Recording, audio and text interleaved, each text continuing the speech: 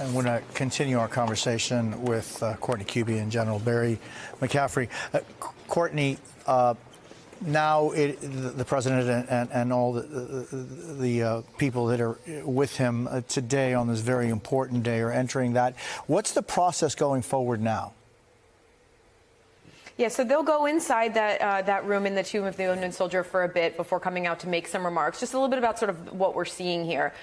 Standing there with the president and Vice President Kamala Harris, of course, was Secretary of the VA Dennis McDonough, and then the two-star general there. A lot of people may not be familiar with him, Major General Trevor Bredenkamp. So he's the commanding general of the Military District of Washington and of the Joint Task Force for the National Capital Region. And I have to say, I'm struck by sort of the overall symbolism of this moment, where we are in this moment right now with a change in administration coming only in a matter of weeks here.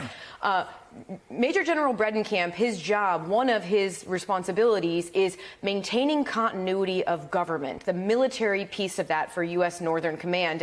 And here we have two people standing there with him, President Biden, Vice President Harris, both of whom have pledged to the American people only in the last several days that there will be this peaceful transition of power. And there we have the military face of the continuing, the continuity of government. That is one of his roles there. Now, it's not lost on me just the moment that we are in right now with all of those people and the roles that they have to play in this continuity government over the next several months. Now, in addition to that, in the crowd there, I did see a number of political appointees from the Pentagon, the Secretary of the Army, Christine Wormuth, Secretary of the Air Force, Frank Kendall. But in addition to that, there were a number of senior military officers there as well, including, as we saw, Chairman of the Joint Chiefs, General C.Q. Brown and his wife, the Vice Chairman, Admiral Grady. There are a lot of questions right now about how the military leaders in the Pentagon, what could happen over the next several months in a Trump administration, whether some of them could be replaced or not. So, I mean, this is it's a stark moment right now on this Veterans Day to see that there is so much potential change afoot with just the people that we saw there at Arlington Cemetery there, Jose. Yeah, and I mean, General, I was just starting to tell you right before we began this day, the importance of Veterans Day and what it means and what it signifies, to be able to live in the United States of America. Many of the freedoms and many of the just how we are able to live our lives are based on the armed forces of the United States and the impact that they have had since day one. Yeah, no question. There's 18 million veterans, and they've all got families. There's another 2 million plus in the active armed forces, National Guard, Reserve, and active duty. They're deployed all over the face of the earth, including one of my grandsons in the Air Force. So it's a very important day to come together and recognize not just a sacrifice. We had 2 million some odd Americans step forward to defend us after 9/11, fighting in Iraq and Afghanistan, 60,000 killed and wounded. So it's a very important point of time in the national remembrance. And here you're watching the Old Guard, the 3rd Infantry Regiment of the U.S. Army that maintains its presence 365 days a year at the Tomb of the Unknown Soldier, and the Joint Color Guard to come together and to remind us of the teamwork, the sacrifice, and the commitment to service of our veterans.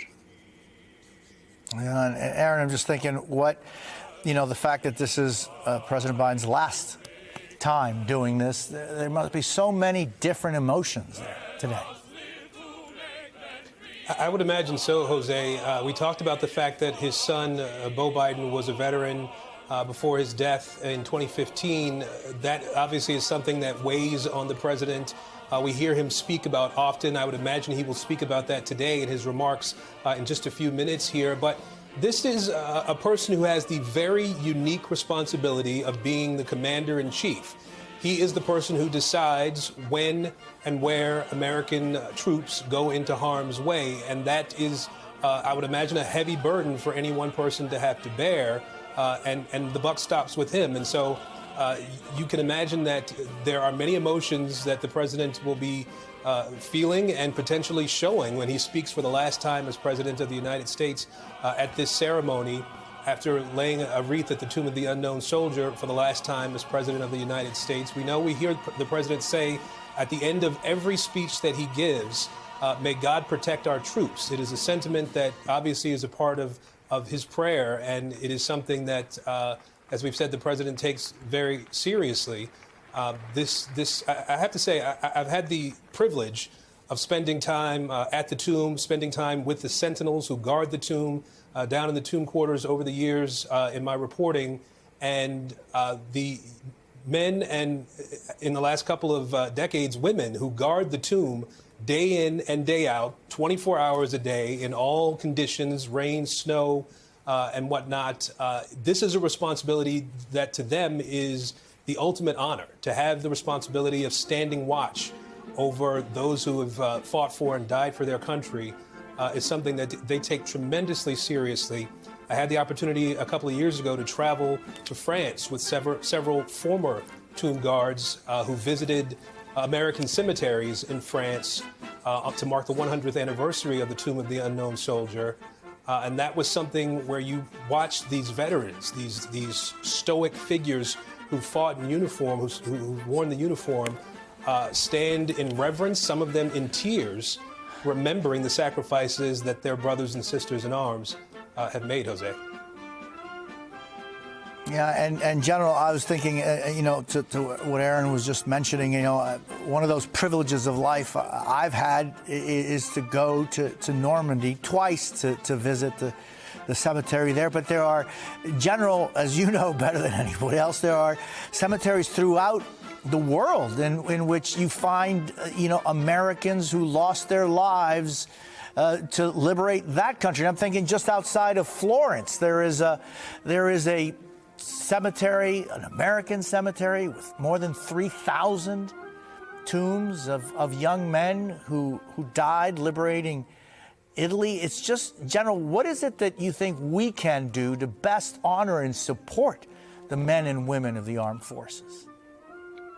Well, you make a good point. We don't have conquered lands around the world. We have this national cemetery system where our soldiers, sailors, airmen, Marines, Coast Guard perished defending our values. And that included certainly Italy, where my dad fought with the famous 92nd Infantry Division. So it's an opportunity, I think, for all of us to remember.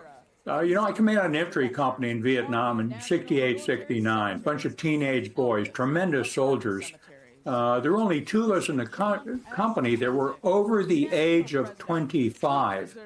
So it's a group of young women and men who step forward and defend us and then go back to civilian life, having inculcated in themselves the values of service to this democracy. So a special day. And General, again, one of the moments, you go in a little town in France and in Normandy and other places, and in the local church of that little town, you walked in and there was a plaque for young, as you say, and many times, under the 25 years of age that lost their lives in that specific area. Let's go right back, if we would, back to the cemetery. We're watching the President of the United States arrive. But General, the tomb of the unknown soldier there in the cemetery. There are so many unknown soldiers that lost their lives throughout the world. Yeah, no question. And a huge number of them, of course, were the U.S. Army Air Corps during World War II, or naval ships that sank, or submarines, tremendous loss of life, and the Merchant Marine. World War II, a special case, 16 million men and women in uniform, and over 400,000 lost their lives to destroy these evil regimes of Nazism and Japan militarism. So again, it's a very important day, both this and Memorial Day, to come together and to recognize that we can't keep this democracy unless we're willing to protect it.